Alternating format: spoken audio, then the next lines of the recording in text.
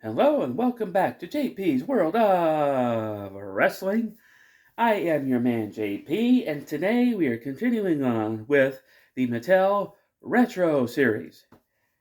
That's right, my last few videos were because the figures just, well, a couple of them just weren't very good, and then the other guy I just didn't really care about his character much. But today we're covering one that I actually like, and it's this guy. This is the Heartbreak Kid, Shawn Michaels. Now, anybody that's watched wrestling for a while knows who Shawn Michaels is. In the AWA, him along with Marty Jannetty were known as the Midnight Rockers. But then they came to the WWF and Vince dropped the midnight part and called them just the Rockers. And they were a pretty good tag team for a while. But then they split up. Shawn Michaels turned heel and had a successful singles run, became the Intercontinental Champion, became the WWF Champion for several times. But then at the Royal Rumble '98, he was wrestling The Undertaker, and he flipped over the top rope and his back landed on the edge of like a casket. Like this part of his back landed on the casket, and he didn't know it at the time, but that caused like a serious injury. So basically, Shawn Michaels had to leave wrestling, and he was gone for like 4 years. And then back, I think in the early 2000s, they brought him back. Shawn Michaels came back and returned, and had a feud with Chris Jericho. Or actually, when he returned, he had a feud with his best friend Triple H, and they had some epic matches. Triple H won most of those matches, but Shawn Michaels won an unsanctioned street fight.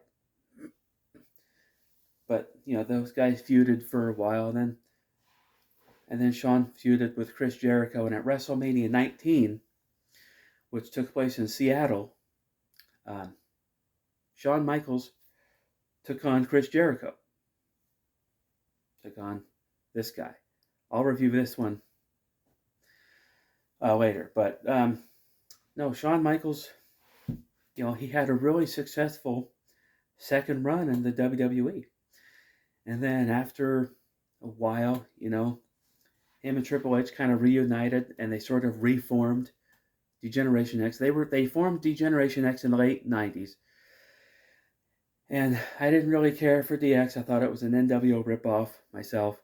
But nevertheless, they were a group. But then when Shawn Michaels left, D-Generation X stayed, and Triple H brought in the New Age Outlaws and X-Pac. And they became sort of the new D-Generation X.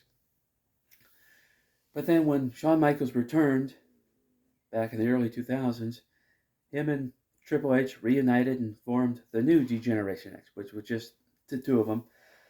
Once in a while, like the New Age Outlaws would come back and they would make an appearance with DX and everything. But I remember DX, the reformed DX, Shawn Michaels and Triple H, had this big, long-running feud with Mr. McMahon, Vince McMahon. Like on Raw, they would like sort of mess with Vince McMahon.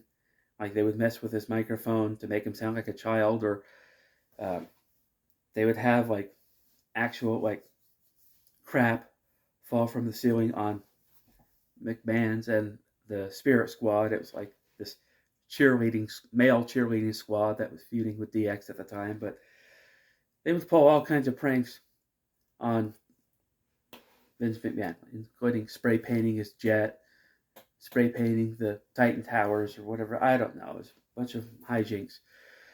But then DX eventually split up, and Shawn Michaels went on to wrestle The Undertaker 2 years in a row at WrestleMania. And after the second time, Shawn Michaels retired. And Shawn Michaels also retired Ric Flair, as I indicated on the Ric Flair Galoob video. But yeah, Shawn Michaels then retired from WWE. I think he came back one other time for a tag match.